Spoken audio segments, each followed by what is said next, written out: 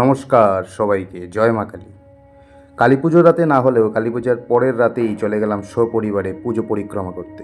বিবেকানন্দ ক্লাবের পুজোটা দেখার পরই চলে গেলাম তরুণ সংঘ ক্লাবে। এত ভিড় ছিল যে শিব ঠাকুর নিজে ভিড় কন্ট্রোল করছিল। মেয়েকে নিয়ে দাঁড়িয়ে পড়লাম ভিড়ের মধ্যে। প্রথম গেটে ভিড়, তারপর আবার ভিড়, তারপর কোনোভাবে দেখতে পেলাম সুন্দর অপূর্ব প্যান্ডেলটি। দেখে মন ভরে গেল। অনেক কষ্ট করে আবার ভিড় পার করে গিয়ে ভেতরে ঢুকলাম। তরুণ সংঘের কথা নতুন করে বলার কিছু নেই। প্রত্যেক বছরই তরুণ সংঘ অন্যরকম কিছু ইউনিক কিছু করে, কিন্তু একটু মন খারাপ হলো যে এত কষ্ট করে ভেতরে ঢোকার পর যখন 5 সেকেন্ড সময় পেলাম ডেকোরেশনটাকে একটু অনুভব করার, একটু ভিডিও করার।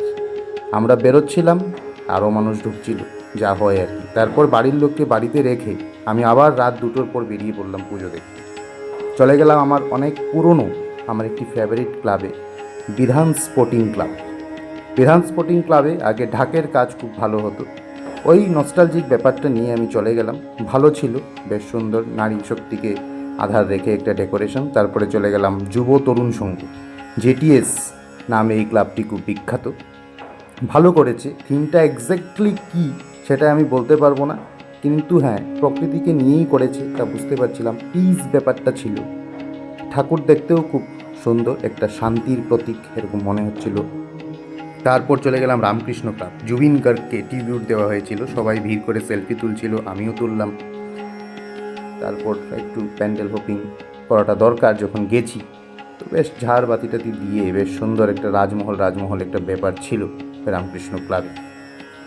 রামকৃষ্ণ ক্লাবের পুজোটা দেখে যখন বেরোই তখন আমি ভাবছি, সব দিকে তো যাচ্ছি, যেরকম নবতরুণ সংঘ, এনটিএস ক্লাবেও গেছিলাম, সব জায়গায় গেছি, ফোয়ারা দেখেছি, বাল্মীকিতে পৌঁছে গেলাম। বাল্মীকিতে যাওয়ার পরেও কোথাও একটা ওই ভাইবটা পাচ্ছিলাম, কালী পুজোর যে সেই ভাইবটা, সেই জিনিসটা কোথাও একটা মিস করছিলাম, জানি না কেন। হয়তো বা একা একা ঘুরছি রাত্রেবেলা, তার জন্য হতে পারে। তখন হট করে আমার মনে পড়লো যে আমার এক ভাই আমায় ইনভাইট করেছিল একটি ক্লাবে, সেটা হলো তরুণ অ্যাথলেটিক ক্লাব। চলে গেলাম তরুণ অ্যাথলেটিক ক্লাবে, এনজয় করুন।